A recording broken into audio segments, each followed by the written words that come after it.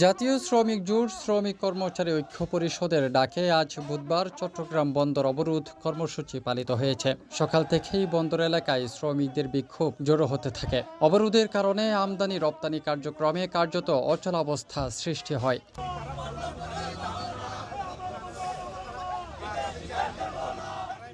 সমাবেশে শ্রমিক নেতারা দাবি জানান, দেশের অর্থনীতির চালিকা শক্তি ও হৃৎপিণ্ড এই বন্দরকে কোনো বিদেশি অপারেটরের কাছে ইজারা দেওয়া যাবে না। তারা হুঁশিয়ারি দিয়ে বলেন, কন্টেইনার টার্মিনাল ইজারার সিদ্ধান্ত যে কোনো মূল্যেই প্রতিহত করা হবে। অন্তর্বর্তী সরকারকে অবিলম্বে বন্দর ইজারা বাতিলের ঘোষণা দিতে হবে। শ্রমিক নেতাদের ভাষ্য, বিদেশি কোম্পানি বন্দর পরিচালনায় এলে শ্রমিক স্বার্থ ক্ষতিগ্রস্ত হবে, স্থানীয় কর্মসংস্থান সংকুচিত হতে পারে এবং বন্দরের উপর সার্বিক নিয়ন্ত্রণ দুর্বল হয়ে যাবে। এই প্রতিষ্ঠান কেন বিদেশিদেরকে দেওয়ার জন্য চিন্তা ভাবনা সরকার করতেছে, তার তীব্র নিন্দা ও প্রতিবাদ জানাচ্ছি। এবং আমরা এই অবরোধ দেওয়ার মানে হচ্ছে আমরা সর্বস্তরের শ্রমিক কর্মচারীদের রিজিক এবং কর্মস্থান টিকিয়ে রাখা। বিতর্কের মাঝেই চট্টগ্রাম বন্দর কর্তৃপক্ষ জানায়, আধুনিক কার্গো হ্যান্ডলিং যন্ত্রপাতি সংযোজন, ইয়ার্ড সম্প্রসারণ, তথ্য প্রযুক্তির ব্যবহার এবং কর্মচারীদের দক্ষতার কারণে বন্দরের কার্যক্রমে উল্লেখযোগ্য উন্নতি এসেছে। সিএমসিসিআই এর সহসভাপতি এম মাহবুব চৌধুরী বলেন, লালদিয়ায় নতুন টার্মিনাল তৈরিতে বিদেশি প্রতিষ্ঠানের অংশগ্রহণ ইতিবাচক, তবে প্রস্তুত টার্মিনাল এনসিটি হস্তান্তরের কোনো যুক্তি নেই। লালদিয়া চরের ব্যাপারে আমার কোনো অভিযোগ নয়।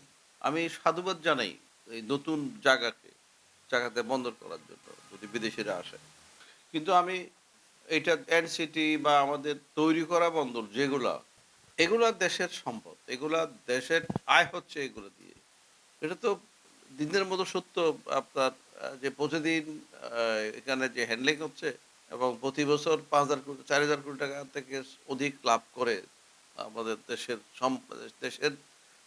একটা আয়ের জায়গা।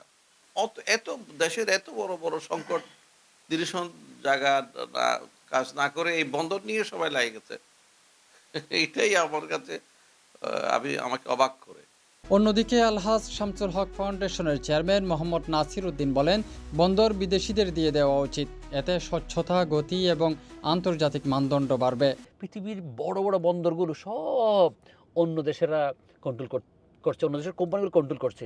তার কি দখল করে ফেলছে? দুবাই কি দখল করে ফেলছে? ডিবি ওয়ার্ল্ডে বা সিঙ্গাপুরকে আরেকজন দখল করে ফেলছে। আজকে 20-40 বছর ধরে সেখানে বিদেশের সংস্থাগুলো কাজ করছে, ওরা তো দখল করে নাই। এটা তো সম্ভব না। সাধারণ মানুষকে আপনারা এই কথাগুলো বলে এখন পার পাওয়ার সুযোগ নেই। আমাদের দেশের উন্নয়নের স্বার্থে, ইম্পোর্টার এক্সপোর্টার উভয়ের স্বার্থে বন্দরকে সুনির্দিষ্ট আইন কানুন মেনে বিদেশিদের হাতে খুব দ্রুত দিয়ে দেওয়া দরকার। শ্রমিক সংগঠনের দাবি যেমন জোরালো, বিপরীতে বিশ্লেষক ও অর্থনীতিবিদরা বলছেন, বিদেশি বিনিয়োগকে অকারণে শত্রু ভাবা হচ্ছে।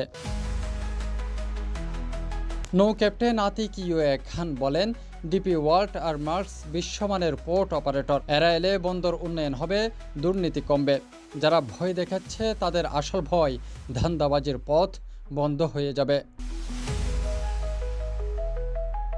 আইনজীবী শিশির বনিরের প্রশ্ন, বন্দর আধুনিকায়নে বাধা দিচ্ছেন কেন? বন্দরের এফিসিয়েন্সি বাড়লে কাদের সমস্যা? সেই পুরনো পদ্ধতিতে থেকে আর কতদিন চলবে? উন্নয়ন গবেষক জিয়া হাসান বলেছেন, বছরের পর বছর ধরে বন্দর রক্ষা সিন্ডিকেট নামে একটি মাফিয়া ইকোসিস্টেম গড়ে উঠেছে, যারা বিদেশি বিনিয়োগকে দেশ বিক্রির বলি দিয়ে বাধা দেয়। আসল লক্ষ্য হলো বন্দরকে নিজেদের নিয়ন্ত্রণে রাখা। আর এই সিন্ডিকেটের শীর্ষ স্তরে আছে ভ্রান্ত বামপন্থীরা, যারা টার্মিনাল অপারেশনে বিদেশি বিনিয়োগের বিপক্ষে। ফেসবুকের মাধ্যমে বিনিয়োগ উন্নয়ন কর্তৃপক্ষের চেয়ারম্যান আশিক চৌধুরী লিখেছেন, চট্টগ্রামে বিদেশিদের বিনিয়োগ আমাদের জাতীয় নিরাপত্তা আরও সুরক্ষিত হবে। কয়েকটি বন্ধুপ্রতিম দেশের বিনিয়োগ চট্টগ্রাম বন্দরে থাকলে তারা তাদের কারণেই চাইবে বহিঃশক্তি থেকে এটিকে রক্ষা করতে। ইকোনমিক ইন্টারেস্টের চেয়ে শক্ত ঢাল আর কি আছে এই জমানায়? চট্টগ্রাম বন্দর ইজারা ইস্যুতে শ্রমিক সংগঠন, বিশেষজ্ঞ, আইনজীবী, অর্থনীতিবিদ এবং ব্যবসায়ী নেতাদের মতামত এখন দুই মেরুতে অবস্থান করছে। একদিকে শ্রমিক সমাজের আশঙ্কা, নিয়ন্ত্রণ হারানোর ভীতি, অন্যদিকে বিশেষজ্ঞদের বক্তব্য। উন্নয়ন, স্বচ্ছতা এবং আন্তর্জাতিক মানে পৌঁছানোর সুযোগ। সব মিলিয়ে এখন দেখার অপেক্ষা শেষ পর্যন্ত বন্দরের সিদ্ধান্ত কোথায় গিয়ে ঠেকে। তাফহিম আলমগীর, সিটিজি পোস্ট, চট্টগ্রাম।